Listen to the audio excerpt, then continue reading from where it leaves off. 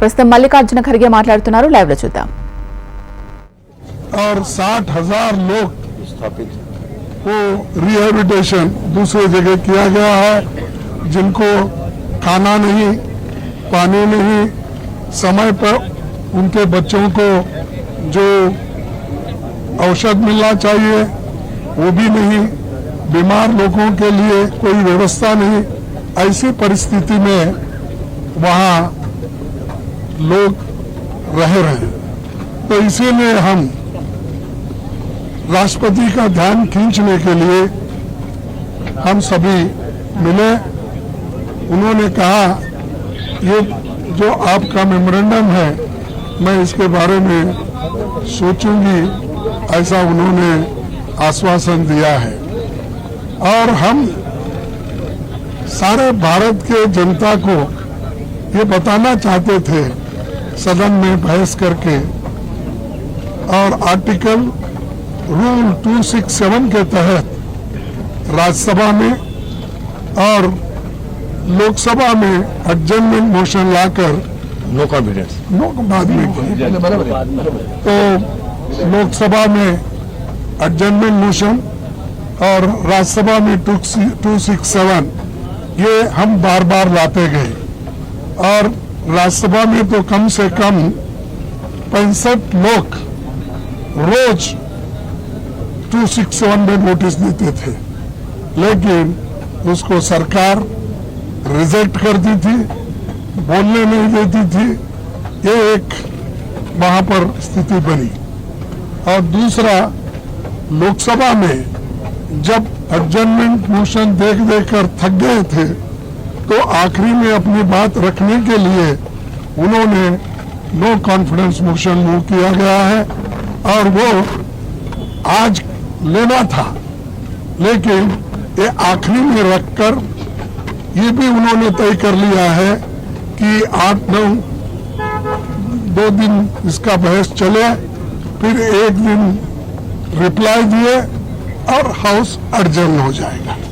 तो मकसद क्या है, चीजों को डिस्कस करने नहीं देना, समय नहीं देना, ये एक मकसद सरकार का है। और आखिरी में वो रिप्लाई देकर चले जाएंगे। तो हम इसीलिए हम चाहते थे कि जल्द से जल्द उसको चर्चा में लाना चाहते थे, ताकि हम उसको फिर काउंटर रिप्लाई और हमारे पास जो भी इंफॉर्मेशन है वो शेयर करना चाहते। वो भी मौका हमको मिलने वाला नहीं है, ऐसा मुझे दिख रहा है। अब राज्यसभा में भी बार बार हम उठा रहे हैं, वहां पर भी यही स्थिति है, हमको बोलने नहीं दे रहे, यहाँ तक कि मेरे माइक को उठते ही ऑफ कर देते हैं।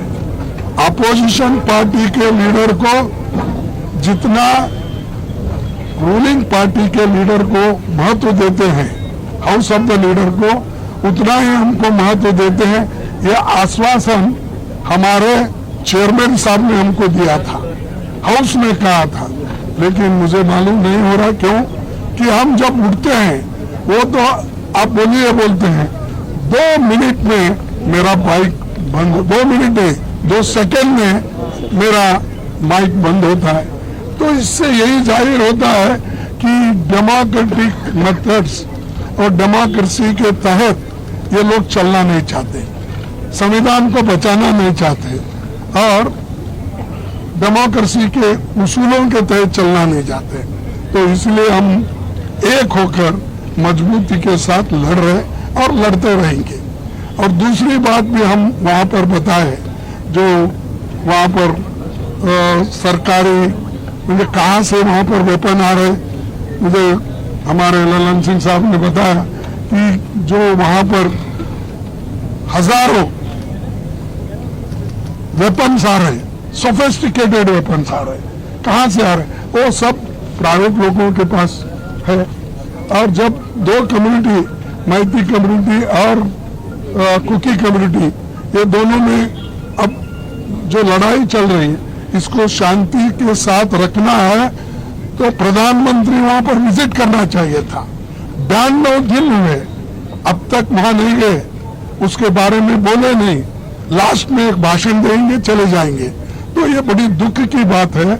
और पार्लियामेंट में ये नया नहीं है, 267 या एडजर्नमेंट मोशन ये हमेशा पहले देते गए हैं। हमारे पास मैं पढ़ के बता सकता हूं, लेकिन समय की अभाव से मैं नहीं कहूंगा। 13-13, 14-14 ऐसे उदाहरण हैं जिसमें 267 को परमिशन दिया गया है, सारा बिजनेस स्टॉप करके डिस्कशन लिया गया है। इवन एडजर्नमेंट मोशन को भी ऐसा ही डिस्कशन के लिए अलाउ किया गया है, लेकिन ये सरकार ना डिस्कशन को अलाउ कर रही, ना किसी बात सुनने के लिए भी तैयार नहीं है। ये एक। दूसरी चीज, हरियाणा में जो दंगे हो रहे हैं वो उनके आंखों के सामने, प्राइम मिनिस्टर के ऑफिस से 100 किलोमीटर भी नहीं है, उसके अंदर है, वहां पर इतनी गड़बड़ी चल रही है, लोगों को जाके मार रहे हैं। ये कहां का रोल है?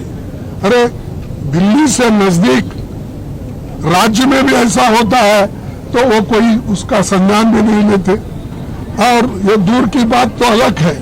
तो इसीलिए हम इस सारी चीजों को वहां पर बताएं, चाहे हरियाणा का हो, और मणिपुर का मुद्दा तो 92 डे से हम उठा रहे हैं, वो भी है।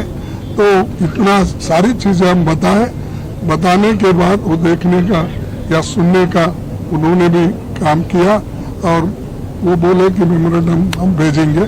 इतना कहते हुए मैं अपने शासन को मणिपुर सरकार की बर्खास्त की मांग की है सर। मेन डिमांड क्या थी प्रेसिडेंट सर के? प्रेसिडेंट मैम क्या? मेन डिमांड यही है कि प्रधानमंत्री वहां पर जाए या बात करे, वहां का सिचुएशन क्या है, और वहां पीस लाने के लिए, शांति लाने के लिए क्या क्या कदम उठाना वो करना चाहिए, और वहां के लोगों को जो राहत मिलना चाहिए वो देना चाहिए। खड़गे साहब, एक सवाल है सर, एक सवाल है, क्या आपने कहा कि सरकार को